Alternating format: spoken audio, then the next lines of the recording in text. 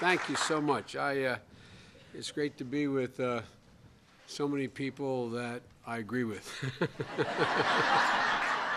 It's a nice feeling in this town when that happens, I tell you.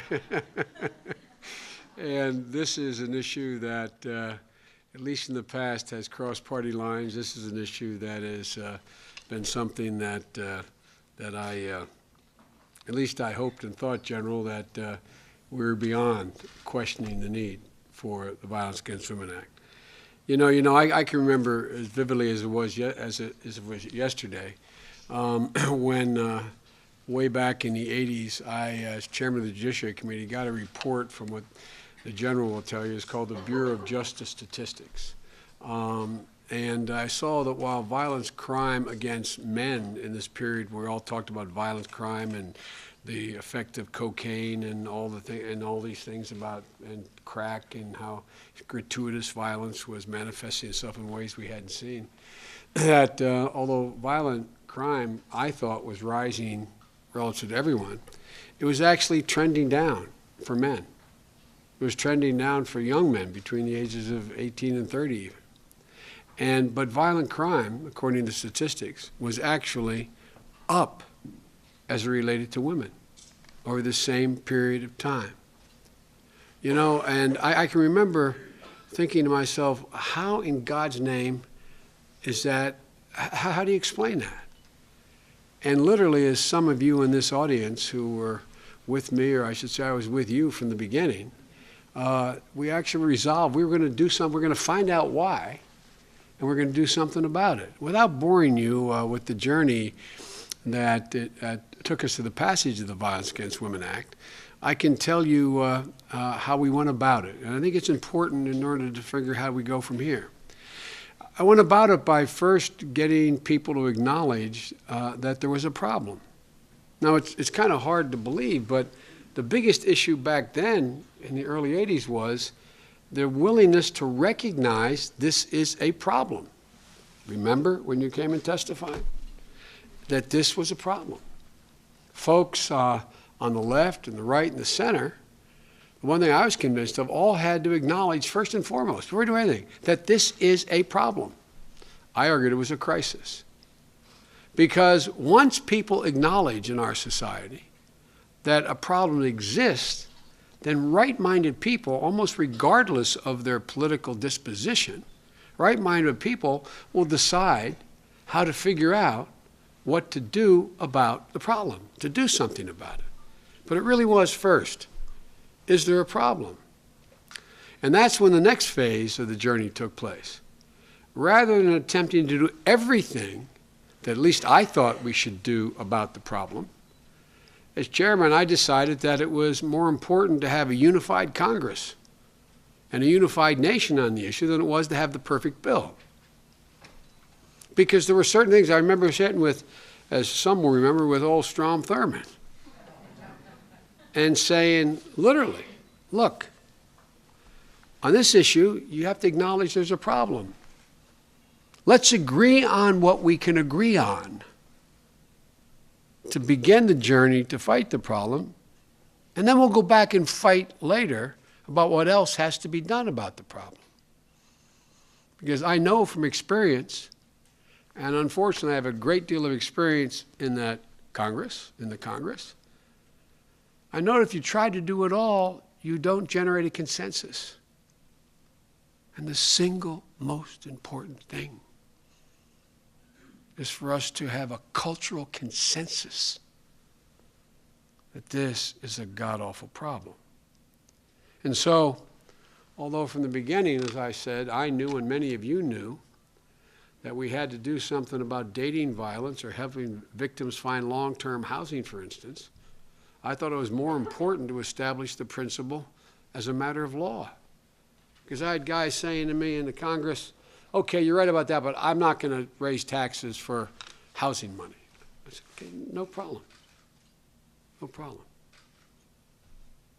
Just join me in acknowledging the extent of the problem and deal with the core. And quite frankly, it was also a matter of our civic culture.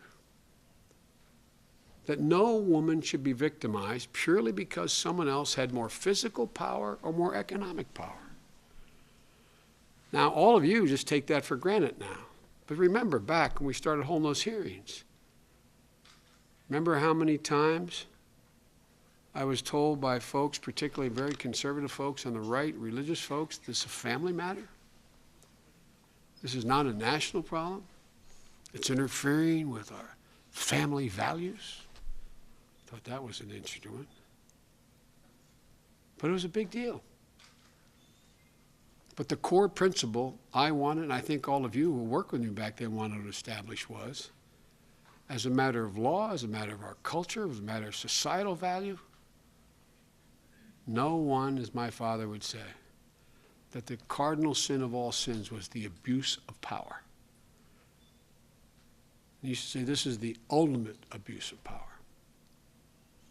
Many of you were my allies in that effort. Many of you really dedicated, brilliant folks in law enforcement. But people don't remember, law enforcement was a great supporter here. Religious groups and women's groups.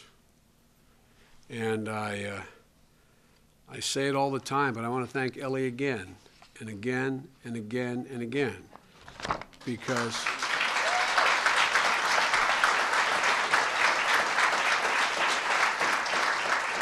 there was a coalition of those groups that I just described who didn't want to support the bill at first. Not because they were against it, but because they thought there were other priorities. And I'll never forget going around my conference table, and Ellie finally looked and said, "What are we doing here?" Remember that? Why aren't we supporting this? And it changed everything. It changed everything. It's not that people were against it. They just didn't think it was the priority. And guess what? It worked. Particularly those of you who are providers, you know it worked.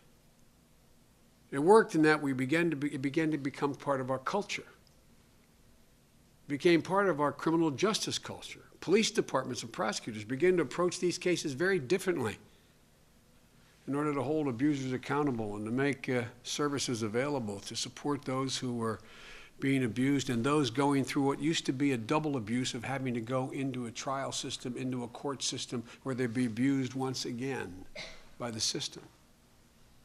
It became part of our social fabric, our social culture.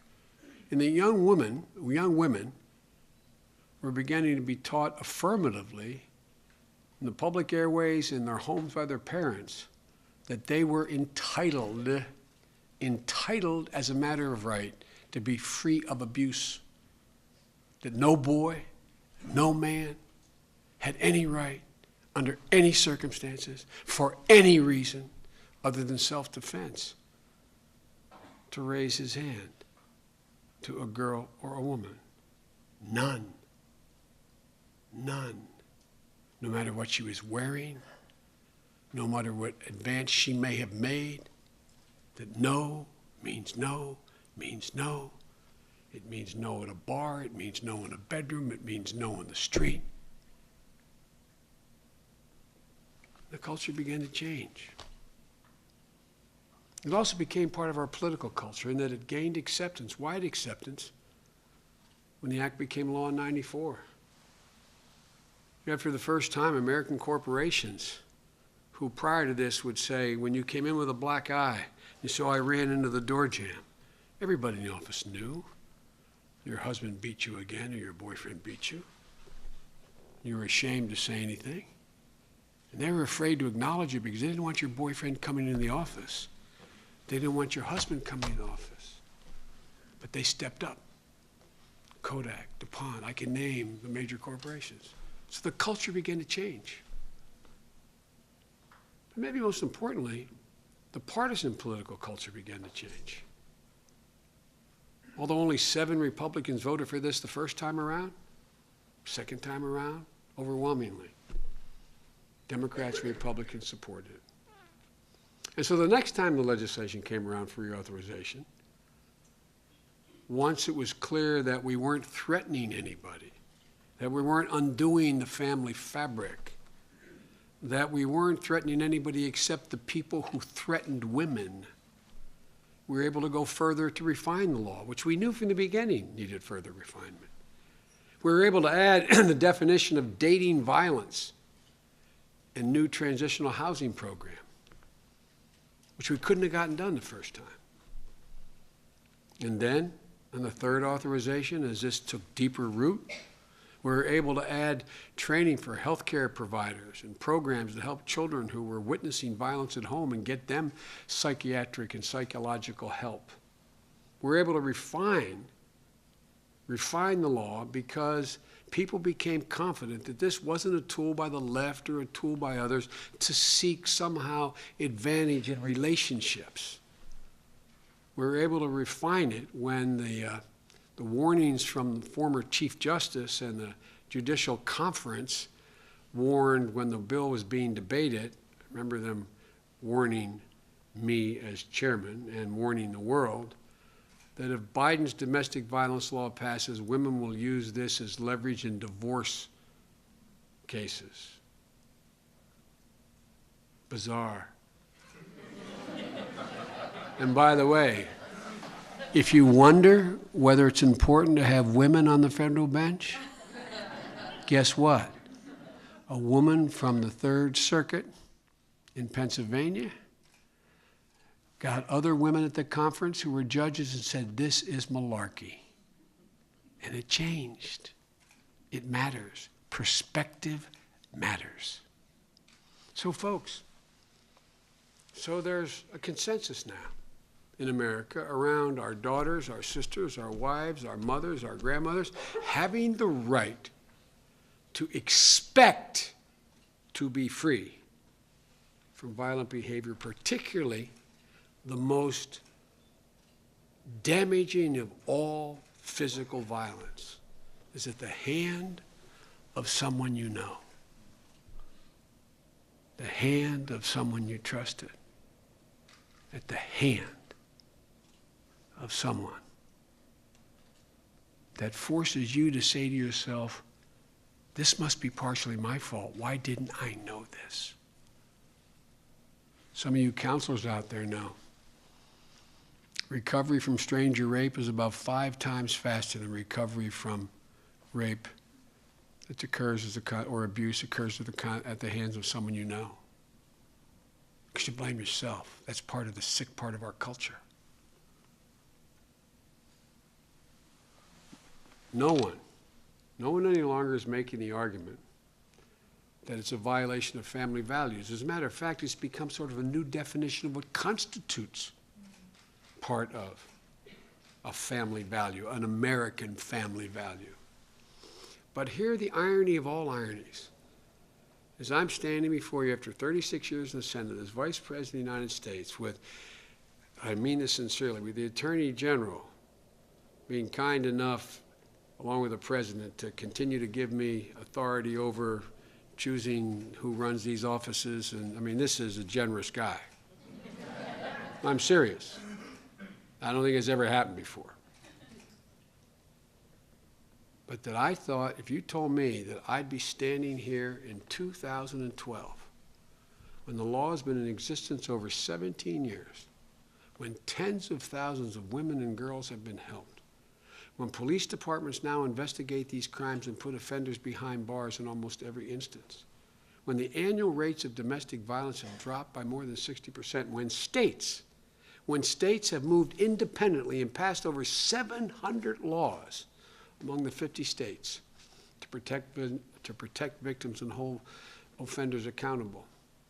When we set up a national hotline that has answered more than 2 million crisis calls and still responds to more than 23,000 calls every month. And go listen. If you have a chance, they'd love to have you come. Go down to the site and listen to that call. They'll put it on a speaker for you. Hello? Hello? I can't speak. My name's Mary. The last one I heard. I'm in this, I forget the mall, it was in Minneapolis. I'm in such and such a mall. I'm standing between. Oh my God, he's come, oh my God. I'm standing between Gap and, oh my God, I see him coming.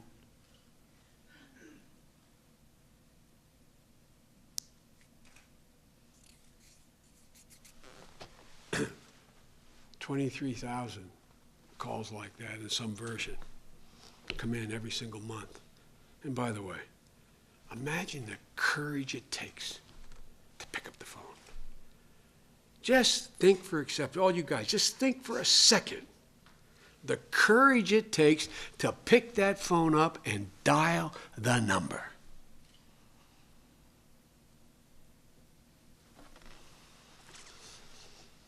When we help victims find safe places to stay so they wouldn't have to choose between living on the street or living with someone who is going to continue to hurt them and abuse them.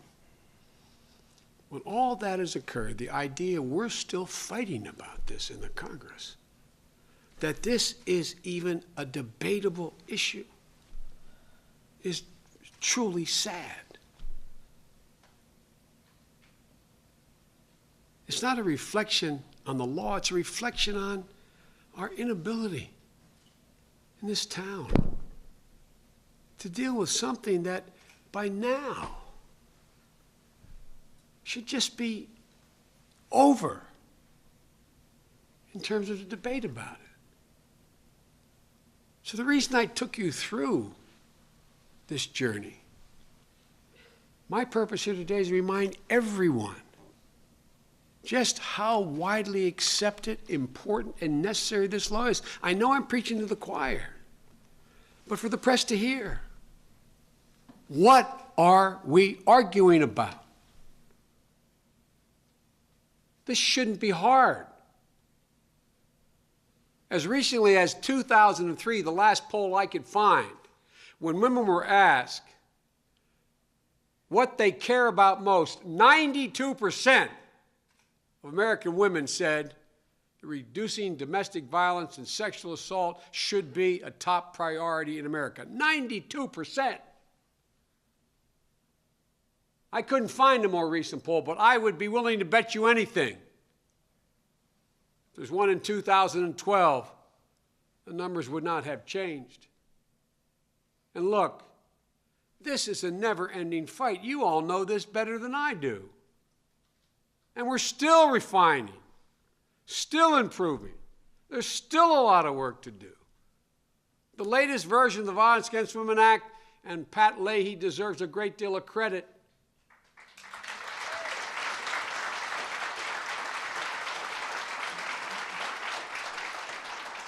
The latest version of the act includes help. I realize I've been a pain in the neck about this, but help for schools and colleges to deal with dating violence, since girls in the early 20s face the highest rates of abuse of any women in America. It's going to help law enforcement screen for domestic risk factors that we know lead to domestic violence homicides. And that's going to save lives.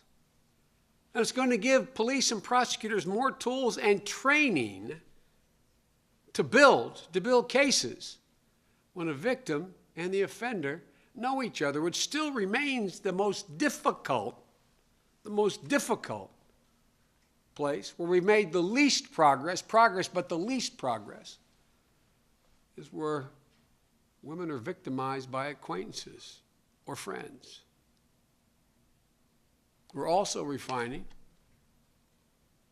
but we shouldn't be arguing about the core issue of whether or not we should reauthorize the Violence Against Women Act. This has now become, and I would argue proudly, part of the redefinition of our culture. We've become identified with this around the world. I travel as much as, I think the only person who's traveled more than me is Secretary Clinton. I've traveled over 580,000 miles so far, literally. And I've had the honor of meeting every head of state of consequence in the world. I meet with civic groups in other countries. As much progress as you all know we have to make on women's issues, they look to us. We're trying to export this philosophy to nations where daughters and wives are still victimized. Every day, women still suffer unimaginable horrors across the world, so-called honor killings, acid attacks, dowry-related murders, genital mutilation. We we shouldn't be having this debate. And if anyone thinks that this is no longer relevant, and I know none of you do, just look at Sharon. Look at what she went through. My God. This woman has incredible courage. We talked during the trial. I couldn't imagine, Sharon. You had to sit through every detail. You had to relive every day in court. But I'm confident you go to bed at night and pray is purged from your memory. Every day, every detail. You should take some comfort, kiddo, from one thing. You've given solace, strength, hope, and resolve to tens of thousands of other people in this country. But I got to admit to you frankly, I couldn't have done it. I couldn't have done it. But you did it. And you wonder whether or not this law is necessary. You don't, but some people apparently do. So folks, we think this law is relevant as relevant today as it was the day we passed it. That's why in addition to pushing this reauthorization, we independently, because it's within our administration's power with the leadership of the President and Attorney General, we've independently, because he can't wait, changed once and for all the definition of rape so that all victims who report this brutal violation are counted in our nation's crime statistics and get help.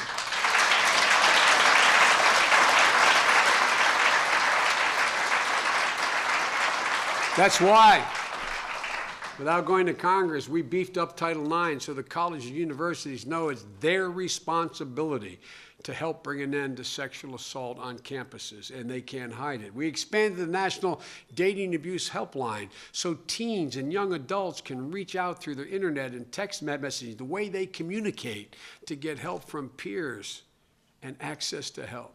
And today, the President is directing federal agencies to help employees who are being abused with work for federal agencies to prevent domestic violence in the workplace so that we become a model. Ladies and gentlemen, we're doing this because we know that domestic violence doesn't stay in the home. It spills into the office, the street, it's everywhere. So folks, the core question in my view is the law still needed? Is it still relevant? And if it is, and the answer seems to me it's absolutely clear that it is, just ask 1 million women who are raped every year, 23,000 women and girls who call the domestic violence hotline. Just ask the young woman in high school or college who still faces the highest rate of dating abuse in the country. Just ask the woman who's beaten right before getting up to go to work and then followed to her job by the man who beat her or threatened her. Nobody should question whether this is needed. But here's what's at stake now. It's not just whether or not we reauthorize this. And I mean this, I feel as strongly about this as anything I have felt on this issue. But these guys don't get. It would have been bad had the law never been passed. But imagine now the message it sends if it's not reauthorized. Just ask yourself, what message will be sent to every one of our daughters, every woman imprisoned in her own home? Just ask yourself what it would say to them if the law is not reauthorized. What would it say to our daughters, our wives, our mothers,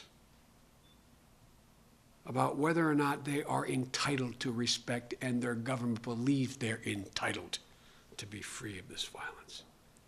About whether or not they're entitled merely because they were born. They were entitled to be free of violence and abuse. Folks, This wasn't the end I ever envisioned with the passage of this legislation. I envisioned the ultimate result of this legislation, the Supreme Court got in the way in taking away the civil right cause of action in federal court. But I envisioned this legislation as refinements, that it would lead to be a basis on which we could teach our daughters and our sons that it's absolutely, positively, socially unacceptable to engage in behavior that threatens, condones, or turns a blind eye to physical abuse. That's how ultimately we're going to end this abuse. That's how we'll meet the goal that every single solitary woman and girl in America is entitled to be free of abuse of any kind. It's a fundamental shift in attitude. The moral disapprobation of society is the only thing that ultimately changes behavior, in my view. And just imagine the impact on the moral disapprobation of society if this Congress refuses to reauthorize the Violence Against Women Act. You know, I thank you all for being here. Not just today, but I look out and I see an awful lot of friends.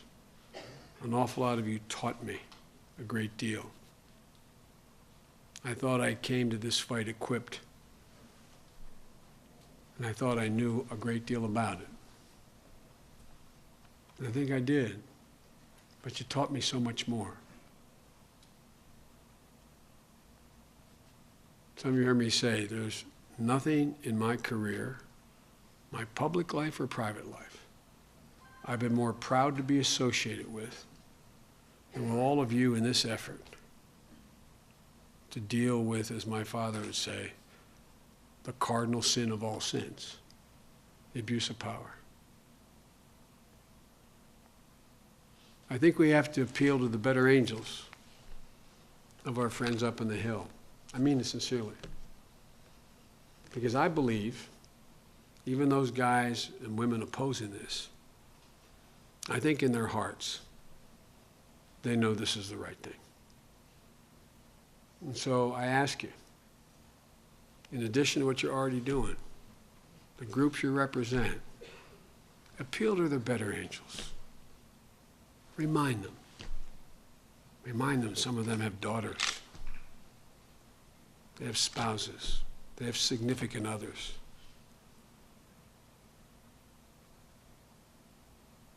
And this matters.